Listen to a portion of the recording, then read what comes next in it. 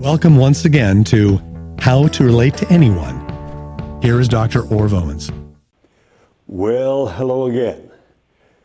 The road down the look at people and why they do what they do and why they act the way they act, why they react the way they react.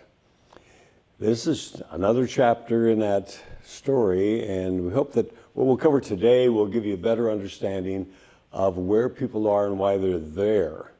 We're going to look at childhood shadows, things that happen in childhood that affect a person's adult life, their personality, their performance, their presence, what they can and cannot do, or where they find their limitations. A lot of that is based upon the early years, what's called the formative years, and we want to take a look at that and so you have a better understanding of what impact the formative years have had on those people you're dealing with on a day-to-day basis. Remember, what they do today is a reflection of what happened to them or has happened to them in a lifetime. And so to be in a situation where you can lead people into right thinking or into a purchase situation in sales or in management, stretching to meet your expectations, which I call leadership. All those things happen when you can relate to people based upon their frame of reference, their value system, and that's something that's been built up over the years. So we're going to look at that. How does that happen? We spent a little time on this in an earlier lesson, but this one I want to focus really strictly on this growth posture, how we become who we are, and what as a salesperson or a manager or just a friend you can do to understand why people act the way they act, why they react the way they react, and what their values are. Because your ability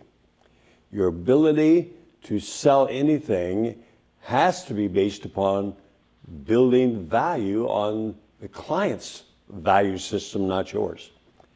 And as a manager, to get people to stretch to meet your expectations, it's very simple. You relate to them based upon their value system, not your own. Too many people, especially in management, tend to impose their values on their employees. It's not going to happen. They'll just halfway do what you want them to do. But if you can relate to their value system, they'll stretch to meet your expectations. We've seen it happen where we've doubled and even tripled productivity by management going through this program and these programs that we've offered over the years to teach how to relate to people based upon their value system. They'll stretch to meet your expectations, and that's good leadership. When people are stretching to meet your expectations, then you have something going for you. So we're going to start with from birth to age 21. We're going to have a little diagram here of kind of the lifeline diagram. You'll see that the horizontal line is a timeline, and it starts at birth in this case, and we're going to go through the first few years of life all the way to age 65. But in the process of doing this, we're going to look at how a person creates their value system and how you can better relate to people if you can understand these concepts. So in that first 2 years of life, and you see from birth to age 2 on the chart, that's an area called pure learning. In the first 2 years of life, a child learns more rapidly than any other time in their lifetime. You think about it, they come out of the womb and they don't know up from down. They can't wipe their own nose. They don't know anything. And 2 years later, they're climbing on things, falling off of things, lying to get their way, sneaking up on you and you don't expect it. All kinds of things that they learned in 2 years. Where did all that come from in 2 years? Well, in the first 2 years of life, a child has what we call 100% belief level, pure learning.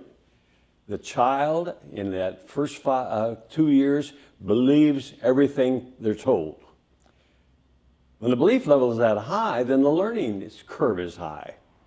And they learn fast by trial and error, correction by mom and dad, correction by siblings, or bumping into walls, bloody in the nose, falling off a bicycle, whatever it is. All those things are part of the learning experience in that first 2 years of life. Here's the thing that'll shock you. By age 2, 50% of what that child will ever believe about himself or herself is formulated in their minds subconsciously. Over 50%. Most of their life, the rest of their life, they're going to believe what they already believe about themselves the rest of their life. This is why we do a family seminar, and in that family seminar we talk about what do you do in the first 2 years of life of one of your newborns to build high self-esteem, strong self-image, and strong self-acceptance, the three dimensions that cause a person to become who they become. Maybe we can do that in some of these future lessons. What do you think? Talking to my crew here. Take a look at childhood leadership and development. Anyway, it's something we all have gone through. You are pretty much who you were by age 2, and from age 2 to age 6, you'll see on the chart, that's strong learning. Not between 2 and 6, a child doesn't believe everything you tell them, but they believe a lot. They believe in Santa Claus and the Easter Bunny and all those things, and they'll believe pretty much what you tell them. And as a result, because the belief level is high, the learning curve is strong. They learn. And so by age 6, over 80, we say 82% of what that child will ever believe about himself or herself is formulated in their mind. Most of what you believe about you, you believed about you by age 6. So try thinking back to a time when you were a different person than you are today. You've always been you. You've developed skills, abilities, capabilities. You've learned lessons. You know some things not to do and some things to do and all that. But basically, you've always been you. Well, that you've always been is the person you decided you were by age 6. At least about 82% of what you believe. That means between age 6 and the rest of your life, you'll learn another 20% of the kind of person you might be. So that's formative years, it's called, and then boys, it's strong, and we have to deal with that as a manager, as a salesperson, or in your own personal development or family structure. You have to deal with what happened in those first 6 years of life. Well, sad to say, in our society, and that's all I have to deal with because that's the only place we've done studies, is our society. By age 10, and this is the next little indicator on our screen right now, by age 10, 100% of our population have an inferiority complex. Oh, shock. You say, Yeah, by age 10, we're very good at creating inferiority complexes, and it's normally based upon saying things in those pure learning years that are put downs and hurtful. Now, there's not a parent in the world who would say things to their children to destroy them. And yet they say things like, how can you be so dumb? I've never seen anybody so stupid. What were you thinking? With that tone of voice. My dad used to say, you don't have the brains to pound sand in a rat hole. And he was right, because I still don't know what that even means. But I know it wasn't good. It wasn't positive. It wasn't something that flattered me by any stretch of the imagination. So the ability to build a strong self-image and a high self-esteem And a strong self-acceptance in the first 10 years of life is a difficult thing. At best, it's a difficult thing because the child is in a high belief level with a probability of making a lot of mistakes. You just don't learn everything in one try.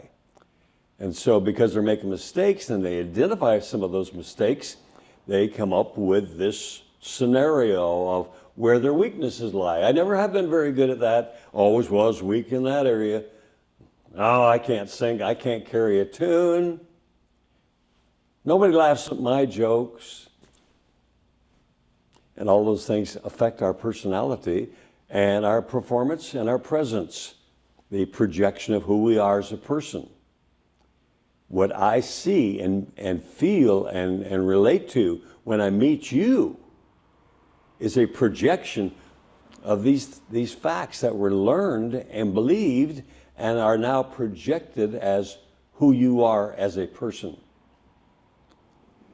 And what we work with, of course, in this whole program, the whole idea here is to conquer some of those negatives that were created at a very young age so that as a leader, as a salesperson, as a person, you can be far more productive in building trust relationships where people believe in you and believe you are the answer to their question in many areas of their life, especially those areas where you are a professional. Well, only about 5% of our population ever conquer those feelings of inadequacy. I wonder how much of my inferiority complex have I really created in a lifetime? Hard to know. I bump into stuff all the time where I say, wait a minute, do I really want to put myself out there on that? And so it carries over in our lifetime, and every so often we do something and it turns out great, and it builds our self-esteem and self-acceptance and self-belief, and that chips away at this inferiority complex created at a very young age. But most people by age 35 have pretty much fixed who they are as a person in their mind. And from 35 to 55 in our society, most men and women pretty much go through a routine of being the same person day after day. They have their pluses and their minuses. They're winning and they're losing. Their creative things and their mistakes. All the life experiences. But basically, bottom line, if you were to run a psychological test on that person at age 45, they're going to be pretty close to what they were at age 35. In fact, by age 65, they've not changed that much. And studies have shown that we just kind of carry through those adult years believing we are who we are. And that normally is quite limiting because we have a lot of fears that we had in those early years that we never have conquered. And so, people say, I'd like you to try this event here, do some water skiing. Oh no, not me. I'm not talented enough to do something like that. I'd make a fool of myself. What's the fear? What people will think, that's all. Not falling in the water. You do that when you dive in the water anyway, so what's the difference falling off a water ski or falling off the dock or off a diving board? It's all the same thing. So there are people who will take risks. They will try things, and then there are those people who won't. And the reason they won't is because at an early age they learned, I'm going to make a fool of myself. I won't succeed anyway. Why even try if I'm going to fail? It's a give up attitude before the fact. And we carry that through. So we have common sayings such as, I don't think I can do that, or I just not very strong. No, that's not my forte. And we live with those sayings, and we say them every day, and every time we say them, guess what it's doing? It's going out our mouth, back in our ear, and reinforcing itself subconsciously. So the more I say, I don't think I'm very good at that, the more I'll not be very good at that. I do oil paintings, and I'm threatening to bring a couple of men to put on camera one of these days to show you what I do. I watched a guy when I was 14 years old at Myron Frank's downtown Portland, Oregon, paint. And he was an artist, and the art department hired him to come in and do a demonstration of using their products. And I watched that guy, and he did this kind of a brush stroke and this kind of he did all these things. And whoo, all of a sudden there was a mountain, and there was clouds, and there was waterfalls, and there was all kinds of stuff. And I'm talking about in a half an hour to an hour, something like that. So I went home and got my dad's house paints and his brushes, which were not artist brushes, and an old piece of cardboard, a cardboard box that I tore the lid off of, and painted my first painting. And you know, I've been painting ever since because I found it's very relaxing and quite fun. And it's surprising what you can create with oils. A few strokes like that and it looks like a tree. A little bit of this and it looks like a landscape. Fun stuff. You don't know what you can do until you do it. And in fact, you don't know what you can do until you keep on trying doing it. Thomas Edison is the best illustration of that, of course.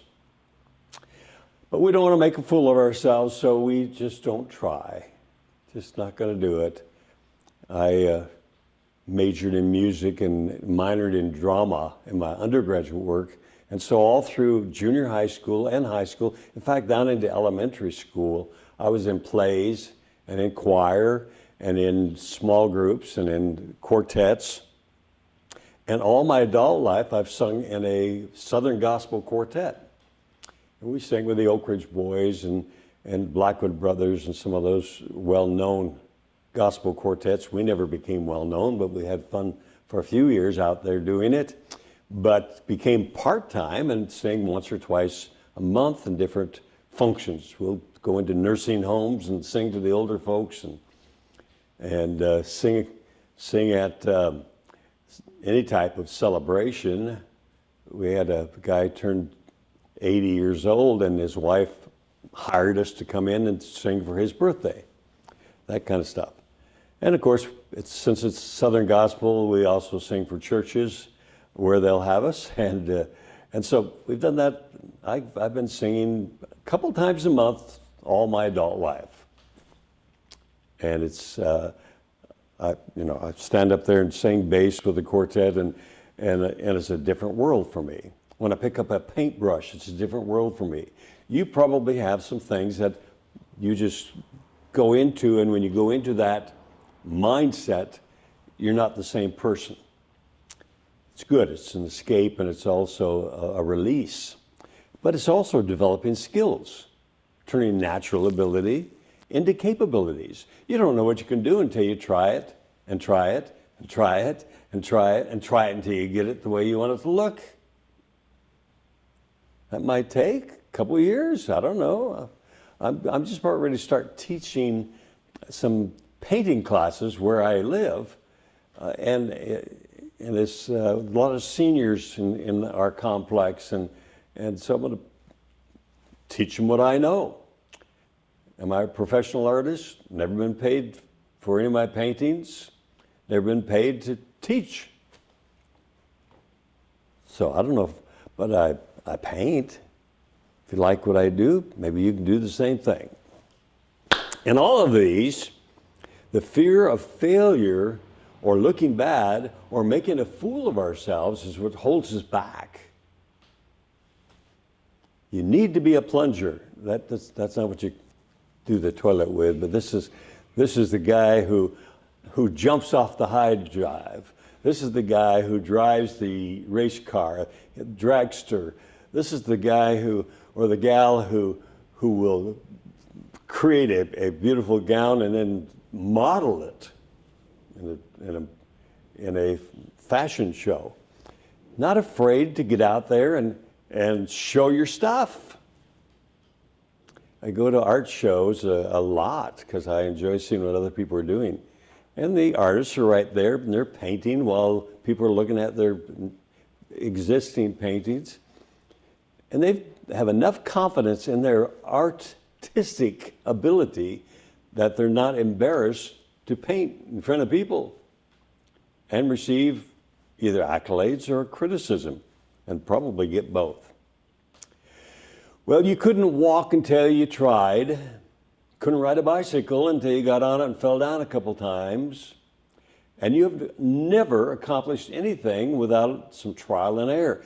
So my challenge to you, I don't care what your age is, and I'm 452 years old. I am still learning new things every day. Came over on Noah's boat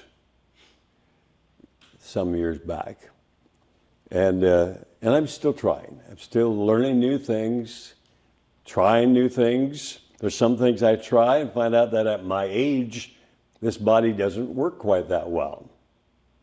I'm not that, I'm the kind of guy that if I drop something on the floor, I stay down there for a while and see if there's other stuff to pick up while I'm down there. Just because I might as well, while I'm there, take care of that and that and that. So, everything you accomplish in life is going to be based upon taking a risk, stepping out and trying, and if you make a mistake, making a correction, and learning. I think it's sad that there's a lot of people who say, I wish I could, if I could only, and the fact is they can. They just didn't. So everything you always wanted to do and haven't done, shame on you. But you're still breathing air or you wouldn't be watching this video. So I challenge you, get something and do it, whatever it is. Fly fishing, whatever, collecting things.